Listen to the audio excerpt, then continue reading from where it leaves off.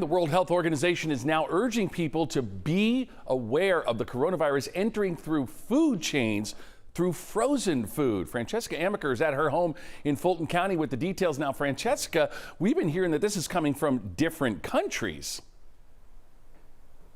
Different countries indeed. In fact, two different cities in China reported imports of frozen chicken crash coming into their cities from Southern or South American countries, and now they're looking into it. Now here are the details. So frozen chicken, of course, frozen chicken wings imported from Brazil were discovered with the virus, and that was yesterday. That came a day after it was found on the packaging of shrimp imported from Ecuador. Now, though the surface sample showed the virus, health authorities trace tested people, and the results came back negative.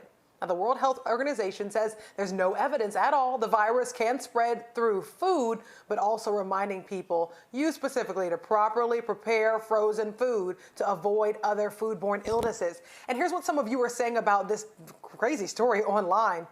Rhonda asked, how do they know at what point the packaging was contaminated in the supply chain? And Ursula says, I've been wiping all packages, meat, veggies, as I bring them home. And Alan suggests buying canned food since it's been found on frozen food and packaging. Now, I will mention a few months ago, recall, and he's been reiterating this, Dr. Fauci, he says when he buys his groceries, he doesn't bother disinfecting the grocery bags, but he will wipe off with a disinfectant wipe the groceries, and he'll let them sit out for at least 24 hours if they're not frozen food. So keep that in mind. Make sure you're doing your research as well, and use the hashtag MorningRushATL as you see stories like this to chime in with us.